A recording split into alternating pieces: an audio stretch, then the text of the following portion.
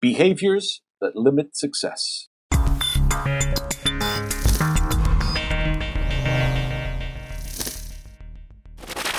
I've had some great privileges in my career working with some extraordinary individuals, extraordinarily successful, extraordinarily productive.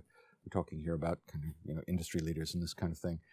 And what blows my mind with these kind of questions about behaviors that inhibit success, you don't need a list. You don't need a list. You already know what they are. You've heard expressions like, success is mostly about showing up, and then there's a small percentage of hard work. Most of the things that get in the way of being successful, you're already aware of. Yeah? You have to know what you want. You have to have a passion for it. You have to be willing to make trades and sacrifices for it. You have to be willing to learn and to fail and to fall flat on your face and pick yourself up again.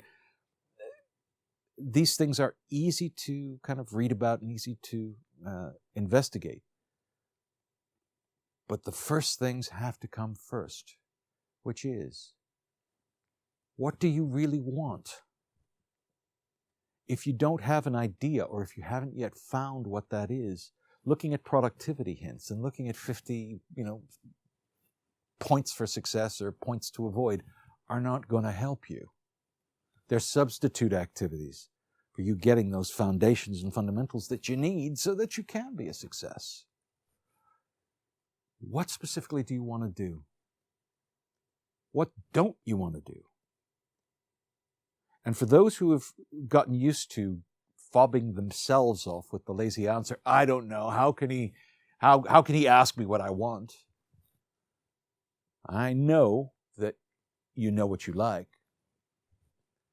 And I also know that you know what you don't like. You can start the process by what do you want more of and what do you want less of. But this kind of childish refusal to investigate and decide may be the thing that's getting in the way.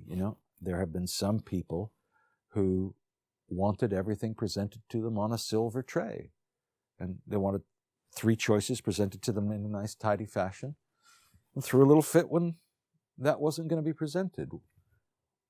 If you have the money to live your life that way, then all well and good, until you hit some area of life where it's not packaged as a little product that can be put in front of you.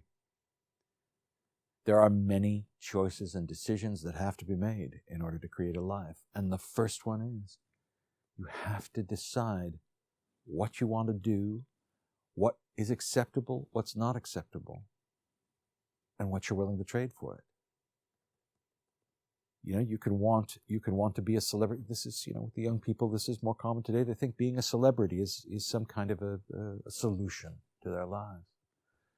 But then, in inquiring what they think that means and what they think that is, it's quite separate from the kinds of experiences with the celebrities, the stars, the actors, the CEOs, the people who think that they're superstars, and then the ones who actually were superstars. That the life that those people live is quite different from the image. You've got to qualify and quantify what you want. Not with information from the television, but you've got to dig in order to be able to test whether what you say you want is what you truly want.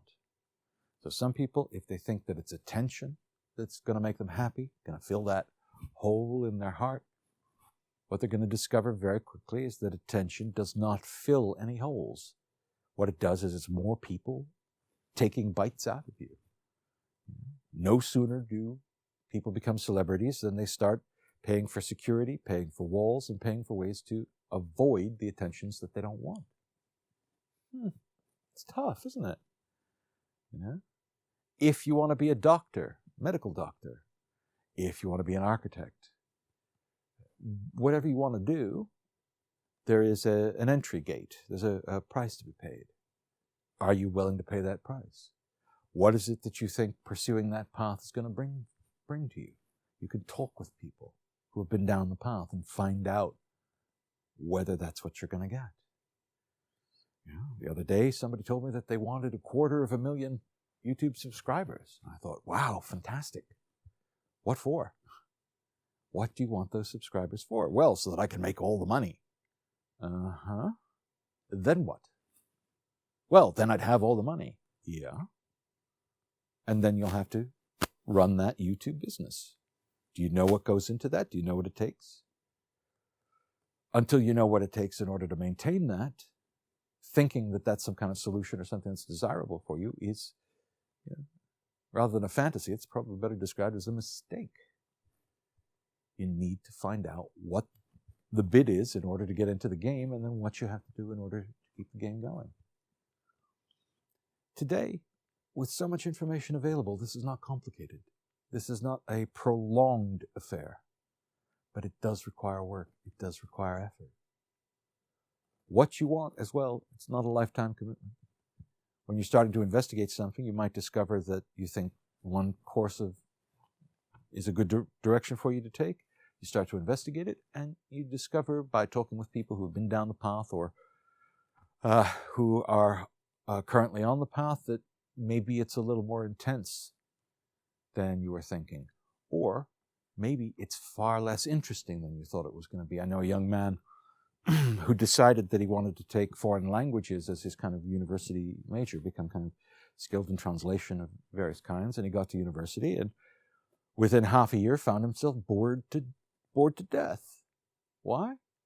Because the way that those subjects are taught, not that interesting, where he chose to go to university. What are you gonna do? Well, you could do a little more research up front to find out. I used to say you can be whatever you want to be, which is still true to an extent. But now we have to add that there's always going to be a cost for the dream. What is that cost? And are you willing to trade for it? But bringing it back around when we're talking about habits that will tend to generate increasing exploration and success and the kinds of things that people say they want versus those behaviors that will tend to take them out of the game, degrade their performance and behavior, or make it more difficult for them. It's not about going out and researching behavior out there in the world. You already have the laboratory set up, which is you, and you already from experience will have situations where you've contributed to your betterment and your success, and where you have contributed to your degradation or downfall. How about more of the things, developing more of the things that got you into a good place or a good state, and stopping doing those things that took you out?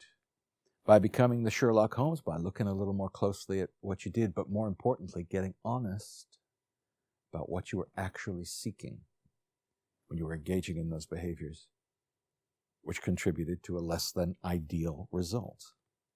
In other words, the basic of human behavior, which is that we're purposive or adaptive, it's always going to be there. So you cast an eye over your behavior and you find out, remember, what you were actually seeking. One of the most common things that people do, most common things they ask for is help with distraction activities. In other words, they have a list of things that they're supposed to do for the day, and then they end up web surfing for 6 hours or 8 hours. And how do they get there? Well, most of the time it's pretty simple. They looked at the first item on their list, they imagined themselves having a really bad time with it, or that it was going to be difficult, or that they wouldn't be able to finish it today, or it wouldn't be good enough, or whatever. And then they went, right, I'll do a little web surfing, or I will do some research online.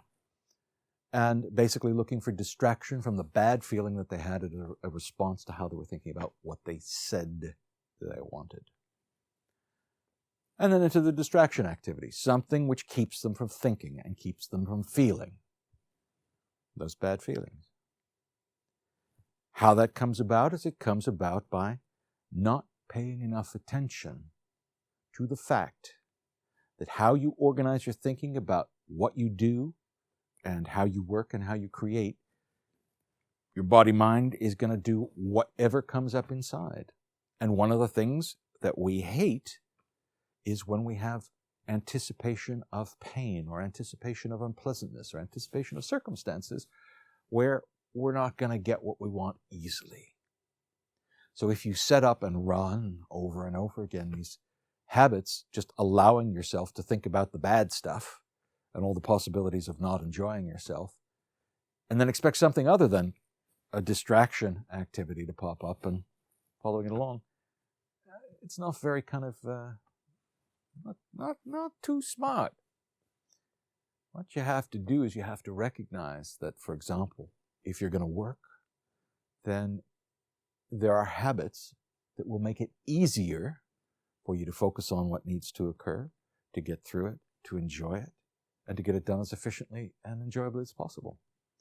The development of those habits are probably worth putting some time into. In the same way, if you've got stuff like this kind of distraction habit, there's lots of different ways that people do it. The jumping up and down for endless teas and coffees, the constant having to, get up and move around rather than sit down and focus. Endless social media checking. All of these things are the substitute for some other activity. Perhaps a little bit of gardening, a little bit of weeding in the garden and taking some of these things out. Very straightforward, very easy to do. In fact, if you want more information about hacking these kind of habits and gardening and weeding away some of the bad ones and getting more of the good ones, if you click the link below, we've got some information on habit hacking, and the link will take you there.